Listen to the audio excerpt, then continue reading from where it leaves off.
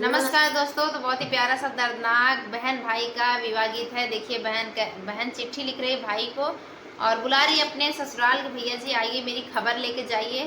तो भैया जी क्या जवाब देते हैं, कैसे जवाब देते हैं, सारा चीज़ इस गीत में आपको सुनने को मिलेंगे। बहुत ही दर्द भरा गीत है, सुहाग गीत, बेटी सुहाग गीत। तो चलिए सुनाते हैं। बहिनी कावना दे चिट्ठी लिख भेजई, अरे आवा भैया हमारे नीदेश रे लाला नावा, अरे आवा भैया हमारे नीदेश रे लाला नावा। कैसे के आई बहिनी तोहरे नीदेशवा, यारे सासू तोहर भाड़ी नी घाघरे लाला नावा, अरे सासू तोहर बाड़ी नी घाघरे लाला नावा।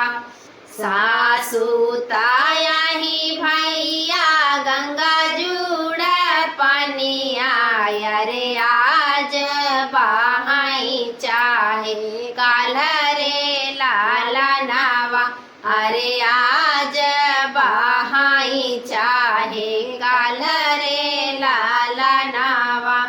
बहिनी कावना दे चिट्ठी लिख भेजई, अरे आवा भैया हमारे नीदेश रे लाला नावा, अरे आवा भैया हमारे नीदेश रे लाला नावा।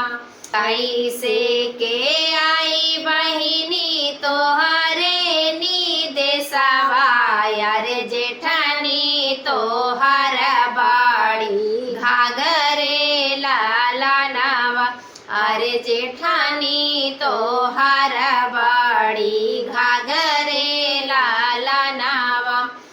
जेठानी ताया ही भैया हिस्सा के हिस्सेदारिया, अरे आज बाटाई चाहे काल रे लाला नावा, अरे आज बाटाई चाहे काल रे लाला नावा।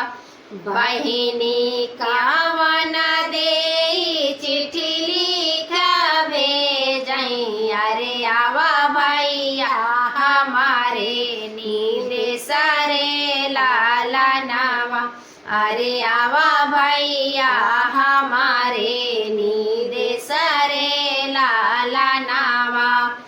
कैसे के आई बहिनी तोहरे नीदेशवा, यारे नदी तोहर बाड़ी घाघरे लाला नावा, अरे नाना दी तोहर बाड़ी घाघरे लाला नावा। नाना दी ताया ही भैया काली नागिनिया, अरे होता जई या पाने ससुराल रे लाला नावा, अरे होता जई या पाने ससुराल रे लाला नावा। तो कैसा लगा कमेंट में बताएं। धन्यवाद।